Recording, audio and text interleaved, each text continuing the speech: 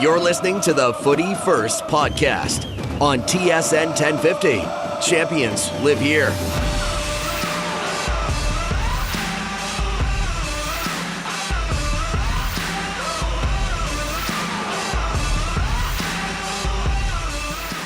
That's right, folks. Another week means another episode of Footy First here on TSN 1050. Nick McVicar, Niko Giantsopoulos holding down the fort for you. How you doing today, Niko? I'm doing great. It's World Cup Eve today. I think a sign of maturing is when you're more excited for World Cup Eve than Christmas Eve. What do you think about that? Yeah, I would probably say that's maturing, or just, a very weird time of year, because this isn't the normal time of year for the World Cup. Like, we can talk about that right off the top. This is an odd time of year to be talking World Cup soccer. Snow on the ground. It just doesn't feel right here in Canada. It feels so weird. Like, doesn't it feel like an odd World Cup? I know there's a whole lot that we could talk about controversy-wise, and listen, we got plenty of time to talk about that. We've talked about it before. This is just a weird time of year to have a World Cup. It's only happened once, I think, before, and that was the Mexico World Cup, where it was just too hot. They had to move it a little bit later into the year. But not this late. Not this late. No. Exactly. That's my point. It feels odd to be talking World Cup soccer as we're 2 weeks away from December. It's almost meant to be that, of course, the World Cup that's hosted in wintertime here in Canada, that Canada has qualified for that World Cup. It's almost fitting, right? Fitting. But we got a lot to talk about. Canada obviously going to a World Cup. We now know the roster. It looks pretty good. It does. Do we want to go through the whole roster? Yeah, you got it in front of you. You want to read it off? Go for it. Okay. Here we go. Some name pronunciations here. I'll correct the name pronunciations. Don't worry. Goalkeepers, we got Pentemis, Borjan, Dane St. Clair. Defenders, we got Samuel Adekubi, Joel Waterman, Alistair Johnson, Richie Larea, Kamal Miller, Stephen Vittoria, and Derek Cornelius. Midfielders, Liam Fraser, Ismail Kone, Mark Anthony Kay, David Witherspoon, Jonathan Osorio, Atiba Hutchinson, Stephen Estacio. Again, I like to call him Steve. I'm really trying to get that going through. It's a bad habit for you, eh? No, it's a thing. I even told Morrow, his brother, listen, I'm going to call him Steve on TSN. I hope he's all right with that. Hopefully it catches on. Okay, I'm going to follow up on that after, but continue. Samuel Piette. And then our forwards, Liam Miller, Lucas Cavallini, Ike Ugbo, Tejan Buchanan, Jonathan David, Kyle Laren, Alfonso Davies, and last but not least, Junior Hoylett. Okay. So one thing that always bugs me. Just one thing. List those forwards again. Yeah? List them again. Liam Miller. Okay. Lucas Cavallini. Okay. Ike Ugbo. Yeah. Tejan Buchanan. Yeah. Jonathan David. Yeah. Kyle Laren. Yeah. Alfonso Davies. Yeah. And Junior Hoylett. Yeah. What bothers you? There's 4 of those guys that I wouldn't list as forwards. 4, okay. So 4. Can I guess? Yeah, go ahead. Davies. Yes. Liam Miller. Yes. Tejan. Yes. Hoylett. Yes. Would you list those guys as forwards? No, but depending on the lineup, obviously. But I think Tejan Buchanan I would consider as forward. He's up in the. But he doesn't play there for his club. No, but this is the national team. I know, but and Davies is a forward on the national team. He's not going to be playing left back for us. Okay, but see, I always struggle with that wing position, and it's something that I've struggled with for a long time. Is that I don't consider that wing position like wing back. Not even wing back, like the true wing position. Wingers, okay. I don't consider that a forward. I consider that a midfielder. Even it might be its own category in my head, but I consider that more midfielders because they do drop a lot further back than a natural forward would. So right? you think forwards are only the 2 strikers up top? 2 strikers, unless you play 3 across the top and they don't come back. Like, think about the 2 guys that we're going to most likely be playing as those wing positions for Canada. It's Alfonso Davies and Tejan Buchanan. Both of those guys are dropping back into a more midfield position when we don't have possession. Am I wrong in that? I'm fairly certain that's the case. The formation that Canada plays, like when they're defending, again, they're going to be dropping back. But when they're attacking, they're very much our forward. Absolutely. So it's almost like a hybrid. But that's why I say I consider them more midfielders, because when you're defending is when you're in your base formation. When you're pushing forward, everyone pushes forward, right? So for me, I have always considered that wing position where the wingers drop back into an almost midfield position to be more midfield than forward. But again, this is semantics. I'm literally just ranting for no reason. So Cristiano Ronaldo, when he played at Real Madrid, you didn't consider him a forward? No, he was a winger. But the difference is he also never came back, right? So he was more of a forward winger than a midfield winger in my head. Yeah, well, on this Canada team, you have to come back. And I don't mind that. The DNA. It's a good thing, though. But that's why I would actually have put, if I'm labeling those guys, Tejan and Alfonso for sure, even Junior because he plays the same role, they're midfielders in my head. And I've always thought that. It's such an interesting thing to bring up. I never would have had this debate. But here's the other thing, because normally, if you're going to play that formation, right, we probably are having a 3. Which formation? Where we have Davies with David and Buchanan. Mm-hmm. Usually you're going to have Eustachio in behind there, right? In behind David. Yeah. Those 3 are in line. When you write out the formation, those 3 are basically in a line. Yeah. So is Eustachio a forward then? No, he's definitely exactly. Not That's my point, though. That's why I always get so confused. I bet you we're kind of getting off topic. This is way off topic from what we were going to talk about. If you look at a heat map, Alfonso Davies is probably more in that final third, more so than Eustachio is. Okay, fair enough. And I'm not talking necessarily just attacking, obviously. Mm-hmm. But if we're talking without possession, Davies might actually be further back than Eustachio on some plays. Right? That's my point. So that's why I don't like that anyways. Do you think Canada will ever play a 4-3-3 in this World Cup? I don't think so. But that's just because that's not really their style. Yeah. Right? They're more of a... It's weird because their best formation is going to be 3 at the back with 2 wing backs, 2 in the midfield, 2 wingers, and a striker. That's when everyone's healthy. Everyone's healthy, that is the best formation that they have, right? With Oso and Eustachio in the middle, being able to position back and forth because both of them can do both of those roles. You have Davies and Buchanan as the wingers. You have most likely Adekugbe and Larea as like the true wing backs, with Johnston, Miller, and Vittoria across the 3 at the back. Like that's probably the best formation. And then, obviously, Jonathan David up front. I don't want to miss him. But either way, if he's not there, it's Larin, who's let's be honest, he's a pretty good second. Oh, no, he's been great for Canada as well. All-time leading goal scorer. Let's not take anything away from him. He's very good. David is just that much better right now in form. Yeah. So he's the incumbent number 1. Yeah. That's fair. That's fair to say, right? No, that's. I don't think anyone would argue that. And I mean, just going off of what league he's playing in, and kind of his trajectory is probably a bit higher than Kyle Larin's. But again, like you said, taking nothing away from Kyle Larin. Absolutely but we're talking not. about formations here, and that formation that you mentioned there is not the formation we saw in these last 2 games. No. It was different. We could talk about the Bahrain game first if you'd like. Yeah, go ahead.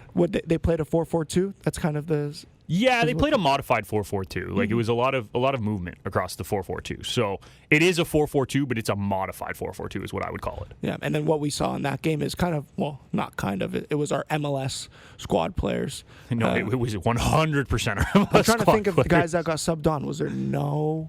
there was only one non-MLS player on the roster, and it was Miller. Who? Liam Miller. Oh, Liam... No. Oh, Liam Miller. He was the only non-MLS player on that roster for the Bahrain game. And Frazier. Liam Frazier. Who are you getting them confused again? I might be getting them confused. Yeah. I think Liam Miller didn't come in until the second game. Yeah, I think I've got them confused. My you got apologies. the Liams confused. Well, I just... Yeah, I got him confused. Anyways. But you're right. One of the Liams, they both play in Europe, and it was Frazier. He was the only non-MLS guy. Yeah. So you look at that, and it's like, okay, it's an MLS squad. It's not Canada. It's the MLS Canada. Yeah. And what'd you think? What were your thoughts of that game? Awful pitch. That's a given. For all Canada soccer fans listening, that's the number one thing you need to take from that game is don't take anything from that game because that pitch was terrible. I wouldn't say don't take anything from that game because there's a couple things that I can take from that game. I thought Larea showed that he has the legs right now, which is good for him. So he's looked very good in not only that game, but the Japan game, which we'll get into. Cavallini is working his way into that super sub role. Both games, I thought he looked pretty good, except for his penalty, which was god-awful. Please, Swagger, though. Please do not allow him to take a penalty at any point in time, John Herdman, if the big boys are available. I don't know about that. I've seen tons of tweets on social media saying I'm dying to see a Cavallini Panenka but in the World Cup. It wasn't even good. Like, it went in. It went in. How much of that is because the Japan keeper played that just awful? Yeah, well, the keeper tried punching it instead of like opening up his hand. But hey, It went chip just had too much power on it. It went in, and I'll give him credit. Yeah. But it wasn't a good penalty, and I think you can agree with that. Wasn't the best penalty, but John Herdman after the game got asked about it, obviously. Yeah, and the way he worded it was, "You love to see that Canada swagger and stuff like that." So and that's it's a positive great. to take from it. It's great, but if I'm Herdman, I'm going into that locker room and saying, "Hey, buddy, listen, I love the creativity. I think it's great. Can you just make sure it gets easily across the line next time and not almost saved?" You must not know strikers very well. It's hard to tell them, because if I'm a striker, I'd be like, "John, it went in. What do you want from me?" But I guarantee if you ask Cavallini, he's like, "Yeah, I'm not as happy with that one as I wanted to be. I thought I was going to have the goalie beat." Was there any interviews of I didn't see Cavallini him. I didn't see him afterwards? talk about it. That's so. poor from the media down there. They probably did, but we didn't see it. Like, Yeah. some of the stuff doesn't come out on video, right? Yeah. So I didn't see anything. But man, that scared me. I'll admit to that. That scared me. But that's into the Japan game. Dane St. Clair got a game against Bahrain. That was another thing to take out of that. I didn't see much from him, to be honest. No, but again, I think it's just good that he's getting another game under his belt. He have to. International Just in case. experience, yeah. More than anything, he had to just in case. Mm-hmm. But he made one or two actually good saves that I thought. But again. like it wasn't anything like to write home about. Like, it wasn't an incredible performance. It wasn't a poor performance. It was kind of just hey, made a couple saves, let one in. All right, 2 in. Let 2 in. Sorry, 2-2. Let 2 in. All right, get out of here. I was looking at the Bahrain roster. They all play in like the Bahrain league, so it's like essentially like the Bahrain men's all-star team. Yeah. Yeah, we were talking about this actually when the game was going on. But again, I don't want to take too much out of that game because again, that pitch was so bad. I couldn't believe Canada Soccer put our team 1 week before the World Cup on a pitch like that with like the kind of like lingering injuries that we have. It's like ridiculous. It cost Daniel Henry a spot in the World Cup. We still don't know that though, Nick. No, the pitch itself did, because he hurt it in warm up. I'm not saying the game itself did. But the pitch caused. Do we know what his injury is? Hamstring, I'm pretty sure. Hamstring. Yeah, but I don't know. Can you blame the pitch for the hamstring? Absolutely, you can. Yeah. But, okay. I'm thinking more turf fields. How many hamstring injuries have we seen since teams have moved to turf fields? A lot, but is that because it is a bit of turf, but that wasn't turf. It wasn't turf, but it was probably just as hard as turf. Did you see that pitch? It was awful. I thought it was like lumpy. It was lumpy too, so which bad. means he could have rolled. That's what I was thinking. I'm like, but if he it's a could have rolled rolled. ankle, But he could have rolled, and that's going to extend the hamstring. And I think that could have been the cause, right? And that's the problem, is that when you play on pitches that aren't the top of the top, which I mean, up here in Canada, we don't get to play on top of the top pitches very often. We don't have many, just because of the nature of our country. Yeah. When you don't play on them, you run the risk of injury. Yeah, that's unfortunate. We have to mention, though, a very classy move by Herdman to keep Daniel Henry with the team while they're over there in Qatar as like an ambassador. He is the guy for all the young guys to lean on and be like, hey, we got you, buddy. Like, we're doing this for you. Don't worry. So it's great it's good to know that he'll still be around the group and kind of experience this World Cup. And if I know these boys well enough, that they'll make him feel like he's on the roster. And I guarantee he's going to be in contact with Crépeau the whole tournament too, to make sure he feels like he's part of the tournament, even though he's back home. Yeah, 100%. It would be interesting to see how they're going to incorporate Crépeau, because like you said there, I have no doubts that they're going to try to, whether it's Daniil exactly or the staff or how it's because be. I only think Daniil might be like the fourth runner for that, just because he's not playing. Mm-hmm. He might have the ability to be like, all right, hey, I'm going to give Crépeau a call, make sure he's involved in this, right? Yeah. If there's any celebrations, he's going to be the first one calling them, because he's going to be in constant communication. I just think that's how it's going to go. Maxime's going to be a master of FaceTime celebrations. Oh, he already is. Did you not see the celebration? No, I saw. He was already a master of it. But moving on from that Yeah. terrible pitch in Bahrain, Yeah. we can move to what looked like a beautiful pitch. Oh, but it was much hot, nicer. day when they played Japan. Yeah, and Japan, a little bit more of a stiffer competition than Bahrain. And Canada, I thought, looked good for the most part of the game. They had the one goal, ball played over the top. Miller kind of got caught flat-footed. Outside of that, I thought Canada had a good hold of the game all the way through. Yeah. Even though they were down 1-0 when that happened, they had a good control of the game and lots of good movement. Larea really impressed me down the wing. I thought he was going one-on-one with his defender and just making him look silly.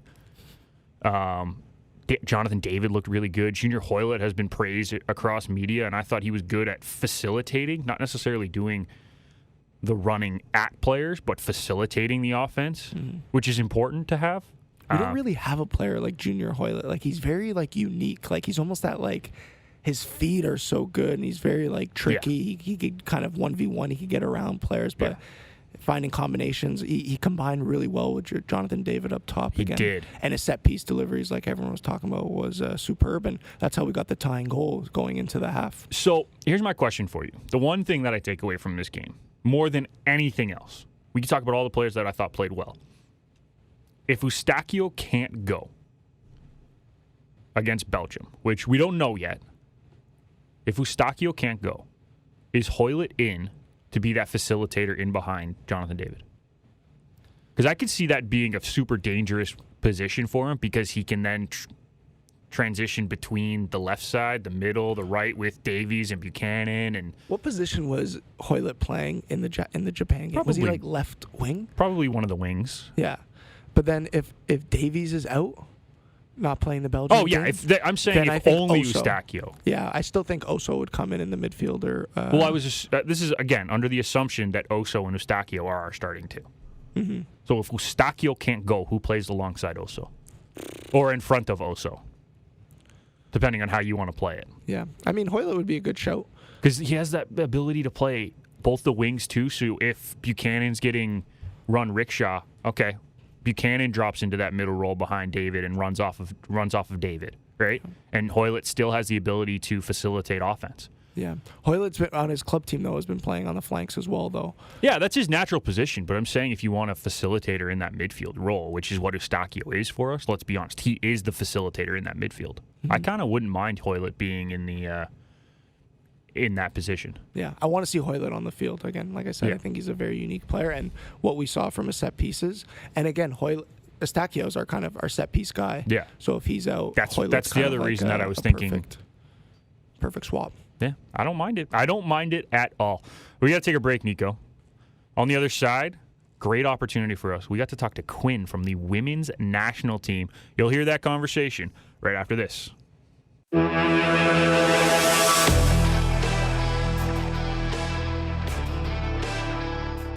Welcome back to Footy First here on TSN 1050. Nick McVicar and Niko Giantsopoulos with you here. Niko, we had a really cool opportunity yesterday. We got to speak to Quinn from the women's national team program about how important this World Cup is, what it means for the men's program, what it means for the national program in general. What'd you think of our conversation with Quinn yesterday? It was great. I think whenever you can speak to players from either national team, they give great perspective. And again, I thought they were well spoken, and I really enjoyed the conversation. Yeah, it was really eye-opening, I think, some of the answers that we got. So why don't we just play it now? Here's our conversation with Quinn. Niko, we are very lucky to be joined now by the women's national team midfielder, Quinn. Quinn, how's it going today? Yeah, I'm doing pretty well. How about yourself? Can't complain. Really appreciate you taking the time to talk to us. It's a big time in Canadian soccer right now. Obviously, the World Cup is just about to start. The men's team is going for the first time in 36 years. How important is this moment for the Canadian program?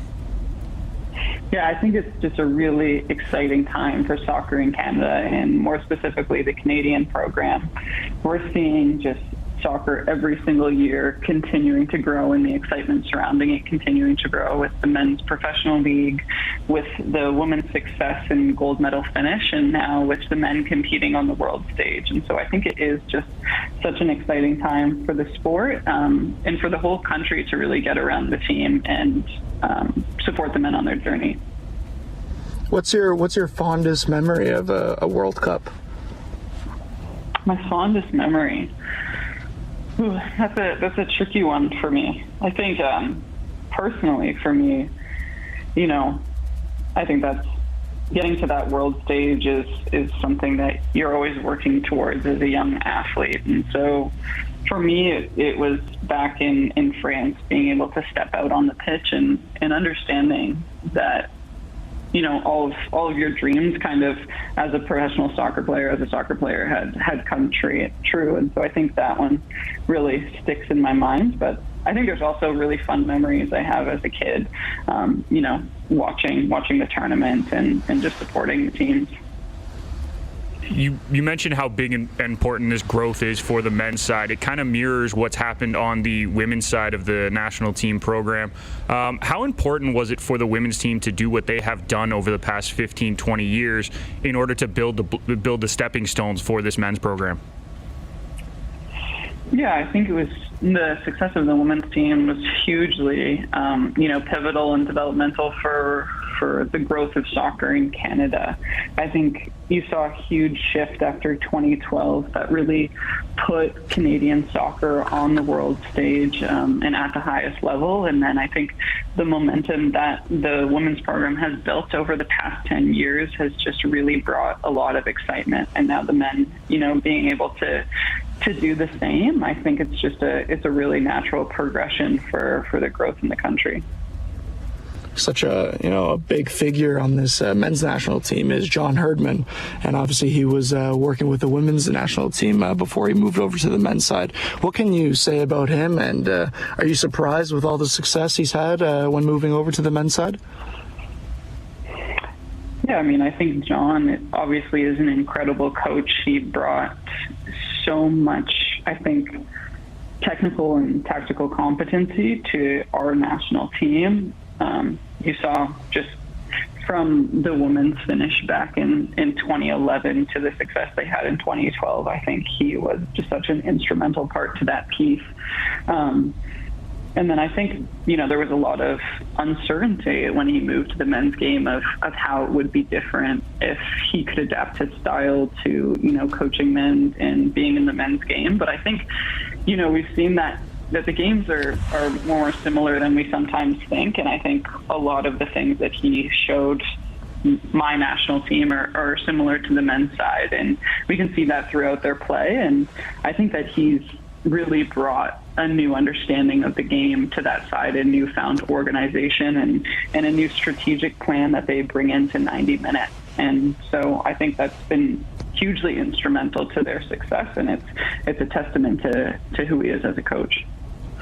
In conversation with Canadian international Quinn, and Quinn, we talk about the strategy that Herdman sort of brought into the men's side. What has impressed you most about this run to the World Cup from their perspective? I think when anyone looks at how the men have evolved, it's impressive. I think the consistency of the team. I know with, any team, you can bring out a winning performance against a top side, but for them to be able to do it consistently throughout CONCACAF, and now we're seeing in their international friendlies, being consistent contenders, I think that's been just a really exciting thing to watch. And as I said before, I think that's a testament to, the strategy that they build out amongst 90 minutes to be able to be those consistent performers, over the year. What's the relationship like between the men's and the women's national team? Is there much of a relationship there? Is there a healthy rivalry in a sense, or what's it kind of like? I definitely wouldn't say it's a rivalry. I think, historically our programs have been pretty separate. But I do think over the past couple of years, we've grown quite a good relationship with our men's side. And we're continuing to grow that relationship. And I think we've started to understand as players that the power in having that relationship and having that unity can have for us, for our program, and then throughout Canada. I think that is just such a powerful message when our two teams can come together and, as I said before, continue to grow the game, because that's what we all want at the end of the day, is for soccer to continue to grow in the country, people to get, really excited about it, and have a larger fan base to be able to support our teams. Looking into the World Cup starting this week, who is the one player from Canada, or maybe two players from Canada, that you're really looking forward to seeing on this international stage to show off their talent?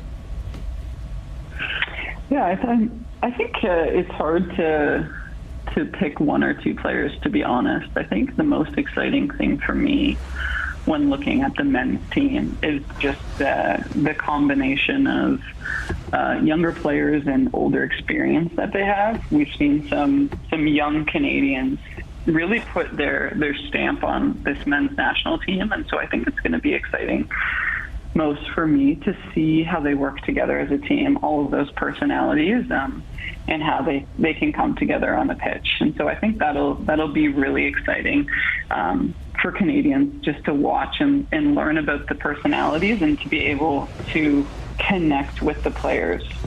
I actually think there are a lot of really great opportunities that Canada has to connect with the team.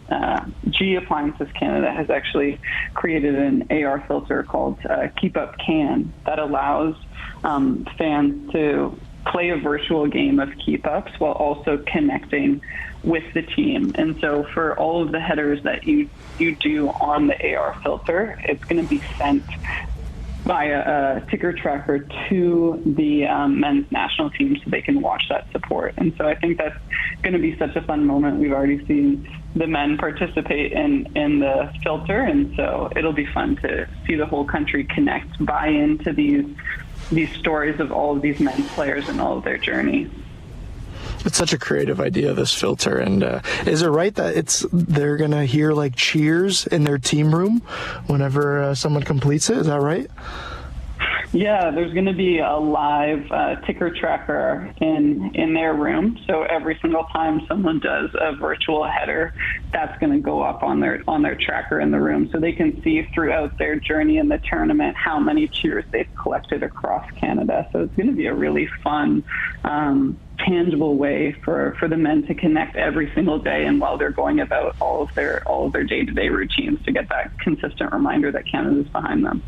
That's such a cool initiative. You got to love stuff like that. We see it sometimes at the Olympics with the Cheerios one, but this is a great opportunity for us to support the men's side. Quinn, really appreciate you taking the time to talk to us today, and good luck on everything, and let's go Canada. Yeah, thank you so much for having me. That was our conversation yesterday with Quinn from the women's national team, and lots of eye-opening things that they said in that. The way that the women's program has done such a good job to set the standard and try to bring the men's program along, I think is something that we've talked about before, and how much success the women's program has had. Now we're seeing it on the men's side. What did you make of that, Niko? Yeah, hard to say. I mean, we always knew that the women's team was having success internationally. And it was kind of like proving that, Canada is a soccer country, but no one really believed it for the men's side. Yeah. Again, I think it's a bit more difficult because, again, there's just so many more, male players playing in the world and stuff like that. But, again, what I liked is, like, how supportive it seemed like the women's team is to the men's team, and, vice versa, the men's team is always supporting the women's team. So it's great to hear. And, again, I love how they're supporting Canada. Sometimes you might think that there might be this rivalry, and with everything that's been going on in the news with, the equal pay and all that, you might think that there's some animosity between the two, but I didn't get any of that vibe. And again, that's what I took the most out of it. And I loved how they're in here supporting, and they know how big the men's team being in a World Cup now can grow the game, because they know also the women's game is also going to grow from this. Oh, exactly. And that's the biggest thing that I think needs to be taken away, is how cohesive both teams seem to have become over the years. Mm-hmm. And how maybe the women's team was ahead, the men's team is catching up and the women's team is happy about it. It's not a bad thing in their eyes. Yeah, so. and I'll just quickly before we go to break, I also like how, again, they brought up when John Herdman moved from the women's team to the men's team, there's a lot of doubt that he maybe couldn't have success, but he proved that wrong, and it's good to see. Yeah, and he's done a great job with both programs, and we're seeing it come to fruition now as the women's team just won Olympic gold. The men's team is in their first World Cup in 36 years. So it's crazy to see how well he's done. We're going to take another break. On the other side, more World Cup talk right here on Footy First.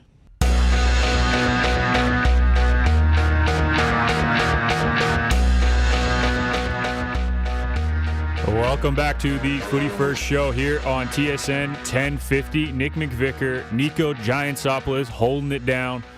We are on the eve of the World Cup today, Niko. I'm really excited. There's so many storylines that we can talk about this Canadian team.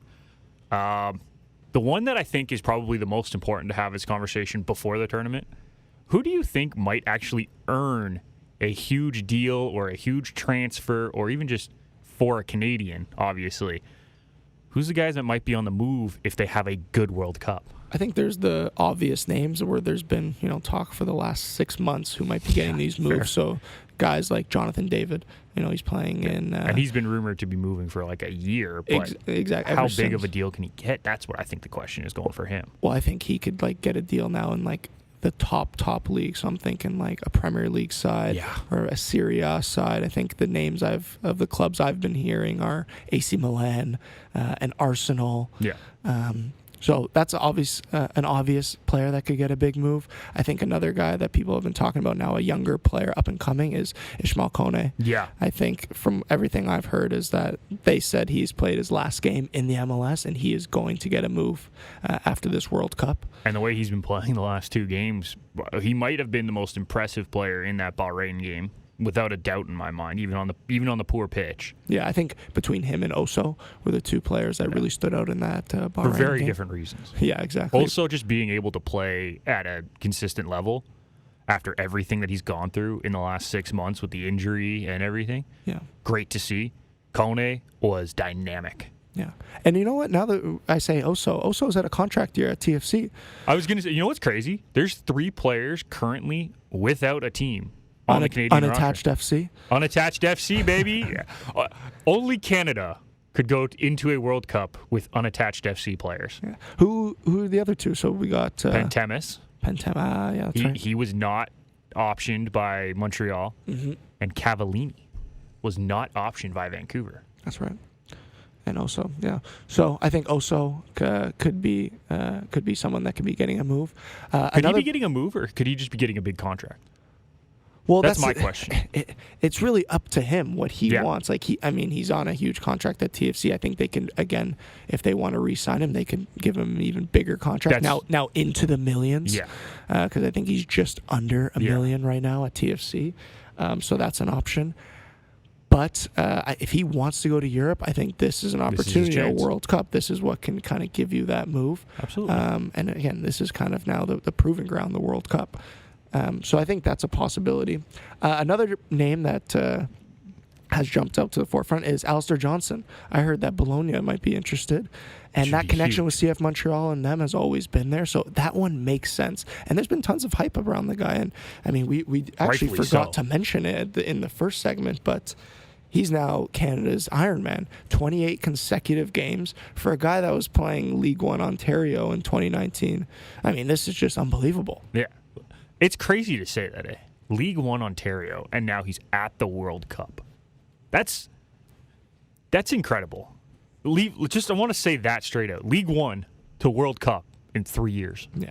What we do need to point out is that it's not so easy. He's definitely an outlier. He is, but it shows that the path could work. The path that we've been building. It is now there to work, right? For sure, and this path is only going to get better. Again, exactly. I keep telling people, So Alistair Johnson, now the Iron Man of the Canada men's national team as well. I think this guy is going to be a face of Canada soccer for a decade, if not more. One of the happiest people, too. No matter what goes on. He's like Davies. Davies is always happy. Listen, if I was going to a World Cup, you wouldn't be able to take the smile off my face. No, but even I'd be the happiest guy on the planet. But even like after games that they lose, like he genuinely just loves the game so much. It's the same with Davies. Like, remember when he was on Whitecaps and they were awful? Davies always seemed to just be happy, just to be out on the pitch. But again, I think a lot of these Canadian guys, they're like legit living like their dream. Absolutely. And it's so unexpected. Like growing up, they didn't think that this was a possibility. Right. So, it's but like, how many of the guys legitimately on this 26-man roster, no matter what happens, come off the field while they're doing their post-game interviews, and even if they lost, they might not be super happy, but they don't come across as angry. They don't come across as infuriated at anything. They're just genuinely happy to be playing the beautiful game. Yeah, I think that actually goes towards Herdman as well. He's created this like confidence, this, I don't want to say ego because, that could be misconstrued in a negative way, but like you need that like confidence where like I think confidence is right. Unbreakable, like even if they lose, like chest out, head up, like pride. Take it on the chin. Yeah, exactly. So pride. I think they've mastered that. And again, you got to have a bit of media savvy players to answer the tough questions when you do face a loss. And Alistair has proved that he could be that guy. Yeah. And then you have the opposite in Eustachio who gives like one-word answers. Yeah. Not because he doesn't think he has to do the media stuff. It's just that he is so focused on playing that he doesn't even worry about trying to answer questions. Yeah. Is there any other players that I might have missed that you might think may be up for a big move? No, you mentioned pretty much all the ones that I was looking at. Tajon? Buchanan? Tajon could, yeah. I was going to say Tajon or Kay could earn a move depending on how they play. Interesting. Well, he just got to TFC. He didn't really play great there. And it was kind of like a last second, all right, come to Toronto, we'll give you a shot. And then he got hurt and he barely played anyway. You think it was come to Toronto and have a shot? In that roster. Because, he wasn't playing where he was. In Colorado? He was barely playing. TFC paid $1 million for I know, the year before he was playing. No, but TFC paid $1 million. I don't think they paid $1 million for a shot. But they thought they were going to get the K that was in Colorado before and was at LAFC, right? Because they had Bradley here as the coach. They thought, okay, maybe we can unlock this. And he has the potential. We've seen it. When he's on, he's a fantastic center defensive midfield, right? Can move the ball really well, long legs, can run for days. Mm-hmm. Right? Great engine. But we haven't seen that in the last year and a half, right? If he plays really well, could he earn a contract back at TFC that's bigger? Could he earn a potential spot in one of the other MLS clubs? I think that's probably where he would go for this year. I don't think he earns like a European transfer, but he could earn a big contract based on how he plays in the MLS. I know it's out of the blue, but I think he's on a pretty, I don't know the number right now, top of my head, but I think he's on a pretty large contract at TFC. But again, I think he could have a good World Cup, and I'm hoping he can kind of really put a stamp on his team and get serious minutes. I guess I'm thinking about more, maybe not a transfer or a deal, but I think he could earn a lot by playing good at the World Cup with TFC. I think that's more where my mind's at. No, that makes sense. I had a guy on my mind that I was going to say, this is someone. I think, and it's tough because I think Kamal Miller could have like a breakout World Cup. There's going to be times in this group stage that Canada's going to kind of be under the cosh a bit and kind of facing a lot of pressure from world-class forwards, strikers. You think about the very first game, Lukaku. If he plays. I'm excited to see Kamal Miller go up against a guy like Lukaku. If he plays. Is he in doubt to play? He's hurt. And he's not playing the very first World Cup game? There's a debate whether he'll be healthy. So many injuries in this World Cup. But the thing is terrible. that I was saying this, is that it might actually, obviously, it would play into the benefit of Canada. Because can you name their backup striker on Belgium? Fellaini? Benteke, I'm pretty sure. Okay. And I'm like, I think the Canadian back line can easily handle Benteke. You think they can easily handle Benteke? The three of them? Yeah. Absolutely. I mean, he's probably easier to handle than Lukaku. Yeah. But I'm saying, think about how giant that step is down. Well, of course, Lukaku and when in form, could be like the most dangerous striker besides Haaland. They don't really have a ton of like scoring on that Belgian front line. So that could actually play into the benefit of Canada to try to get a result. Yeah, the thing what Canada needs to be worried about playing Belgium is going up against Kevin De Bruyne, especially if our midfielders are kind of like our top midfielder in Eustachio is out, Atiba Hutchinson, see how he's feeling, stuff like that. Kevin De Bruyne could just have full license. I'm hoping we just kick the crap out of him. That would be nice. And we could kind of try to shut him down or kind of get in his head. That would be nice. We'll have to see. We're going to take one more break. On the other side, we're going to give our predictions for the 3 Canada games and a little bit of an announcement here right on Footy First. You don't want to miss it. Stay tuned.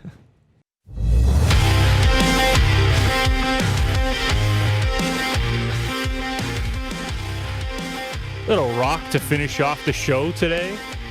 Welcome back to Footy First here on TSN 1050 as Niko hacks up a lung. That was out of nowhere. Yeah. You're sitting back and then all of a sudden he leans forward. Apologies. Niko, Canada, Nick. 3 games. Let's predict it now. Okay. Might as well. Start with number 1. Canada, Belgium. I think Canada is gonna lose this game. I think they're gonna lose 2-0. Okay. What are your thoughts? In my head, I want to say 1-1 draw. Oof. More not because I think Canada is going to be like even on possession or anything like that. I just think Belgium doesn't have the scoring touch right now if Lukaku's missing. Yeah. Which it sounds like there's a good chance of that. Because they're looking towards the tournament. They're not looking towards the game against Canada. Let's be honest. Yeah. But, I mean, what we need as Canada fans is we just need to see a strong performance from Canada. I think results aside, it doesn't matter too much. Obviously, it matters. But, but if I'm going to give my actual number, I'll give a 2-1 loss because I do think they're going to catch the Belgian backline. A goal would be huge. First goal in a World Cup. Yeah. Croatia game. I think we're going to win this game. Okay. I think Croatia we're going to win, and I think it's going to be a 2-1 game. 2-1? All right. I like that. I'm actually going 1-0. 1-0 Canada win? 1-0 Canada win. Love it. So right now we're both on 3 points. Yep. The Morocco game. Yeah, I think we're going to tie this game, and I think a tie will be enough to advance us. I think it's going to be a 1-1 game, and that'll be enough to advance us through the group. I'm actually thinking tie 2 because I think this Moroccan team is very underrated in a lot of circles. They're a good squad. Yeah. And they're very cohesive because a lot of them play with each other in the leagues that they play in. Mm-hmm. Like half the team plays for 2 teams each, right? That's a very cohesive squad. That's tough to do. So I'm gonna go 2-2. Yeah, 2-2. Nice. Lots of goals. 4 goals in 3 games for Canada. But that's just because of more of a counterattack than anything. Quick, before we go, who do you think is going to be Canada's first goal scorer in a World Cup? It would be fitting if it was Davies. Yep. I think it's going to be Kyle Larin off the bench. Whew. Kyle Larin off the bench. Off the bench. I got Tajon Buchanan. Yeah. It's a good shout, too. Actually, you know what?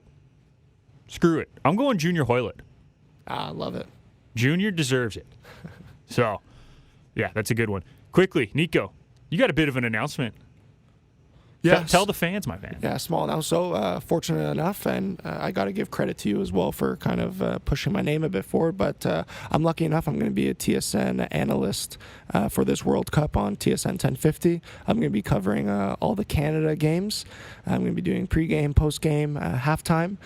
And I might be doing a couple other games in between as well. But yeah, it's a great opportunity. I'm thankful for TSN for giving it to me, and yeah, I'm just really excited to kind of be a part of the media team going into this World Cup. Unfortunately, I didn't get picked for the World Cup roster, but this is the next best thing. You had your chance as the third keeper, right? I know. When Maxime got hurt, I thought I might be getting another call similar to what happened with me in Whitecaps, but it didn't come to fruition.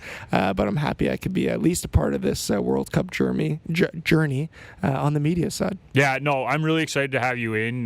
We have over 40 games on the TSN radio network. You're going to be, as you said, with any day that Canada plays, you're covering all the games in those days. It's going to be a great opportunity, man. And obviously, and you're going to be producing. I will be there every day, every single day.